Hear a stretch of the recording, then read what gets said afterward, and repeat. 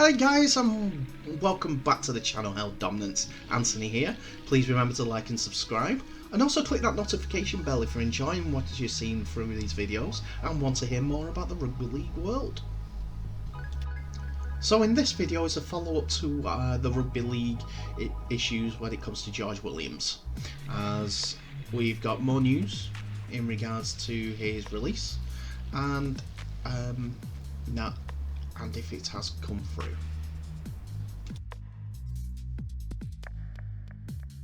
So reported in the Manchester Evening News from bits and pieces in the Canberra Times, they are reporting that George Williams has agreed terms on his release from Canberra Raiders. They're reporting that the settlement has been reached to see Williams receive 2 months' pay, which equates to around 100,000 Australian dollars, as the England playmaker is reputed to be on an annual $600,000.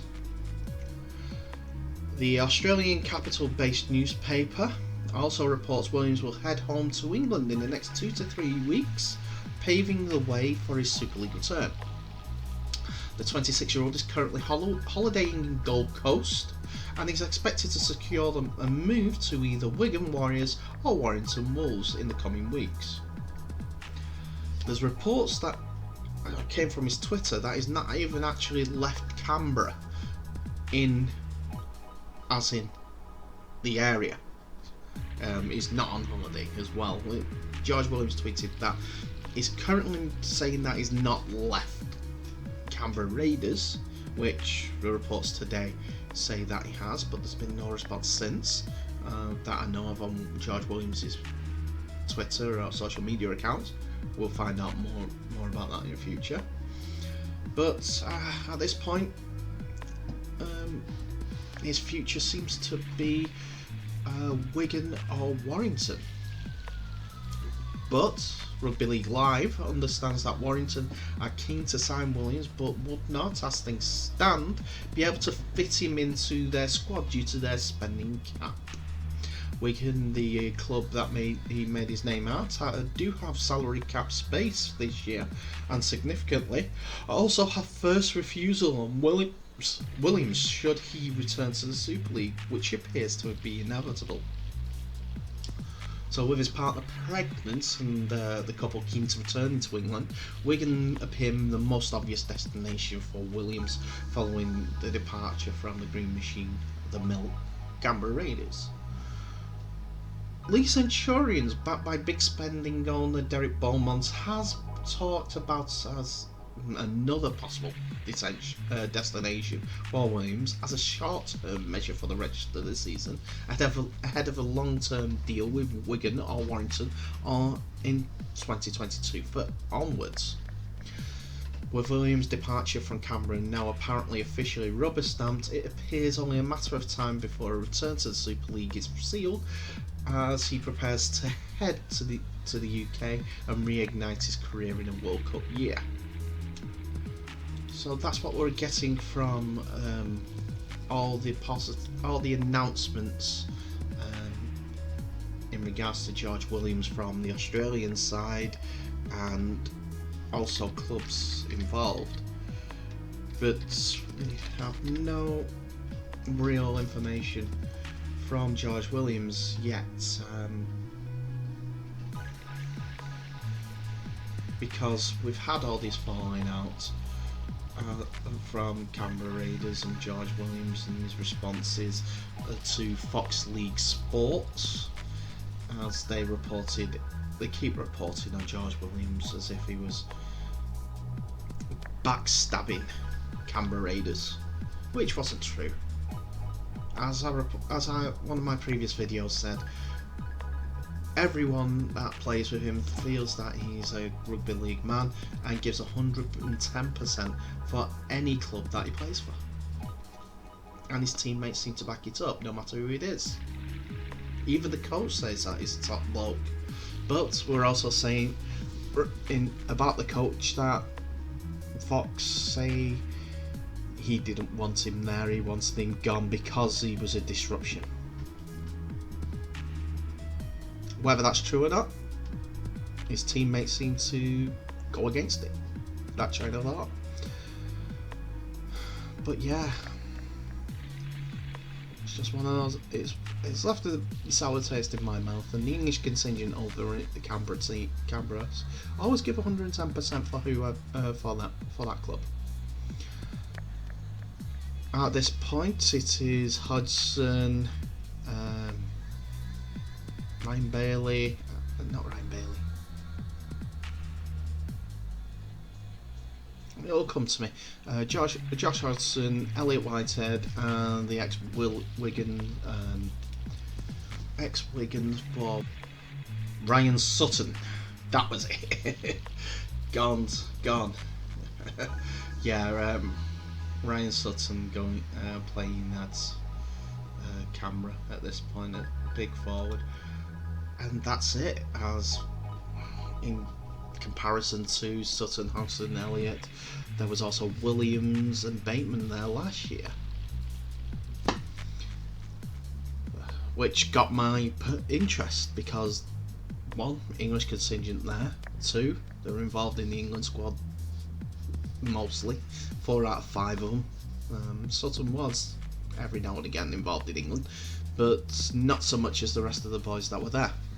They were just they were just players that played in the NRL that played for England as well. We also know that Oliver Gildart is going to West Tigers for next year. Is it West or is it Gold Coast? He's going to the NRL. Let's leave it at that for now. From Wigan to try his arm at rugby league over there. So I do. Oh, it is West Tigers. I've just clicked on Oliver Gildart's social media account, and it shows what happens with the strength and the toughness and the quality that the Super League can bring in, as well as predominantly Wigan, because there's history of Wigan players going down there, players that play for Wigan like Ellery Hanley, Phil Clark, Martin O'Fire, just to name 3. I know there's plenty more for other clubs that have played in Australia. I'm just thinking in recent times that I can think of at this point. Shows quality for the English game playing down there, as well as playing up it, as well as being part of the Wigan. That's me having a little bit of bias. But going back to George Williams, I think that ends the saga for now, because he's young enough to actually. Ooh dear. Ghana Rugby League is on Facebook as well, and at this moment in time, the Scholars versus the Bulls is 6-6 at the moment, and the halfback for the Scholars, number 7, has been injured and is down and he's in pain. It looks like a referee's blow for half time, I think, and there's some concern over the scrum half. He's a player that has caused, well, does seem like that he could step up a little bit, to be fair. Him, also the fullback, as number 12 for the Panthers as well. That seems to be able to step up on that front, but I digress. I go back to my main point. George Williams seems to for the saga to be ending for now. The guy wants to play at the best, at top of his game, and if that's the NRL, he'll want to play there eventually. Might cause a bit more of a ruckus, but he might be a little bit older and have more. He might have a more settled family life at that point. You always want to put yourself against the best. That's why you want to play internationally, and that's why you want to play wherever the league's the best. I'm waiting for the World Club Challenge to come back to prove that who's the best as well, and also the World Cup for a barometer of who is where in what league. I'll come to my World Cup predictions closer towards the time, but in the meantime, this is me for this video. Thank you very much for watching. I do appreciate every comment, every like, every subscriber. Please continue to watch these videos as I bring you more and more information. I'll hopefully bring you more information about the North American Rugby League soon, and then we can choose our path towards which leagues we can follow.